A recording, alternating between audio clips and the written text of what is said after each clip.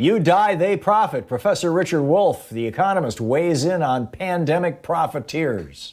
Continue our conversation about gender and politics. I've got an amazing story, an amazing speech given on the floor of the House just a short while ago by Alexandria Ocasio-Cortez. We'll get into that in a few minutes, but Professor Richard Wolff is with us right now, the economist, the co-founder of Democracy at Work.info, the author of numerous books, his most recent, Understanding Socialism. Democracy at Work.info and rdwolff with 2fs.com are his websites, and Prof. Wolff is his Twitter handle, as in Professor Wolff. Professor Wolff, welcome back. I've got a couple of questions for you. Let me start with Oxfam America has just come out and called for a tax on pandemic profiteers. There's a whole bunch of corporations that are making more money than than before.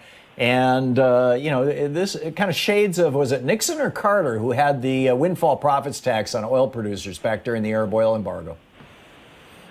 Yeah, this is an old idea. It's gone by the name of windfall profits, excess profits, a variety of terms.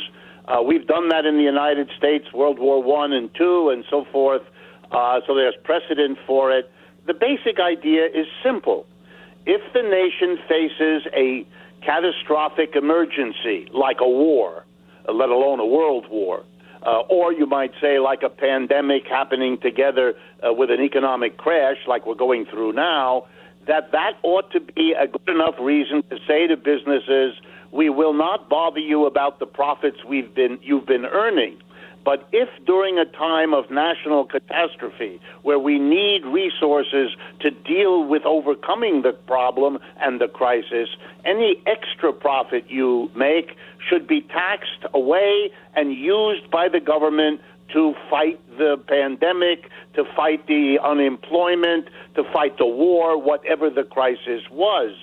We know, for example, that all kinds of companies, through nothing of their own, just sitting there with manna from heaven falling on them, because we can't go to a store, we have to order the stuff delivered, because we can't go to a restaurant, we have the food delivered, and so on. All kinds of businesses are making excess profits, way more than they did before. United Health the other day reported record profits. Why? Because people are so strapped for money that they can't afford to see the doctor or the hospital or the clinic because the deductible or the copay is simply more than they want now to risk, or they're afraid of catching COVID at any of these institutions.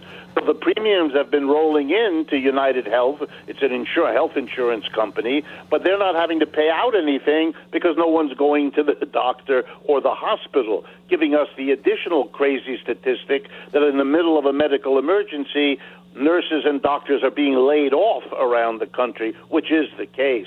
So in any case, for all of these reasons, it has been thought reasonable, fair, and prudent to take whatever increase in profits companies make because of and on top of a national crisis and use them to fight and end that crisis for everybody's sake, rather than to allow the profits of people already making good money to become even larger while we have millions of people unemployed, etc. Yeah, if I'm remembering my history right, Franklin Roosevelt gave a speech as we were, heading into World War II, essentially saying that I will not allow one millionaire to come about, one person to become a millionaire as a result of our current emergency, the World War II. And he created a congressional commission in the Senate to investigate war profiteering. And the guy who was in charge of that was Harry Truman. Am I remembering that correctly? And then Truman became his VP the next time around? This was when Henry Wallace was his VP? Right.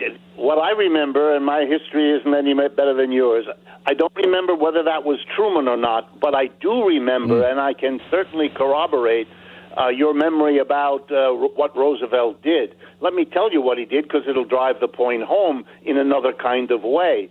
It's 1942, and he sends a message to the Congress saying, this is a time of war. It is not reasonable for me to ask millions of American men and women to lay down their lives to fight a war while other people, not taking any comparable risk, are becoming rich off of the very war that threatens them. And therefore, I propose, and this he did as a sitting president, I propose that we have a 100% top rate of income tax. Anyone earning, this is the proposal at that time, anyone earning $25,000 or more, because that was the highest bracket that they had then. And by the way, that'd be about $300,000-$400,000 in today's money. That's right. Be about $400,000 right now if you adjust it for changing prices. So anyone who earned over $25,000 as of 1942, said President Roosevelt, should be taxed at 100%. In effect, he was saying for the duration of the war, of the national crisis catastrophe, nobody would be allowed to become richer off of the sacrifices of men and women in uniform, et cetera, et cetera. And he sent that message to the Congress. The Republicans went ballistic, as you might imagine. But after all the yelling and so forth subsided, they did pass a bill, and Roosevelt signed it. And the highest bracket for Americans to think about that was agreed to by both parties, 94%. Every dollar that a rich person earned over $25,000 per year was 94 cents of that dollar had to be sent to Uncle Sam to pay for the war, and only 6 cents could be kept by that wealthy person.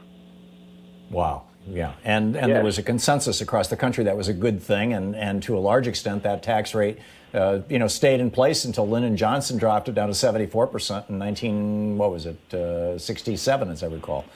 Right. It's important to remind Americans, and particularly our politicians, that the president who put a maximum income into effect, a proposal of 100% tax, was shortly after that, the recipient of an award that we have given to no other person, namely the most popular president in the United States, reelected 3 times. Because of policies like that, it's not a recipe for political disaster. It's literally the opposite. Yeah. The other question I had for you today is we just got our unemployment numbers. 1.4 million more people applied for unemployment benefits last week. And my understanding is there's 25 million Americans who are drawing unemployment benefits right now. The Republicans are fighting over whether they should cut that $600 a week benefit down to $200 or $100 or zero. And that battle goes on. But 25 million people drawing unemployment benefits. And my recollection is there's only 115 million people or households in the workplace. So how do we come up with this 11% unemployment rate when you got 25 million people unemployed and just slightly more than 100 million people in the workforce? What am I missing? Well, there's 2 things here. Number one, the labor force does not count people that are not basically looking for work. Even if those people would take a job if one were offered to them, the way the government keeps the statistics, it's called what part of the population is, quote unquote, in the business of looking for or seeking work. We number them roughly these days at 150 million. Then they count those that are actively looking for work as the unemployed versus those who have a job as the employed. They, however, also count people who are temporarily not looking. Those are those are in the labor force, but out of the unemployed. In other words, you play around with the numbers.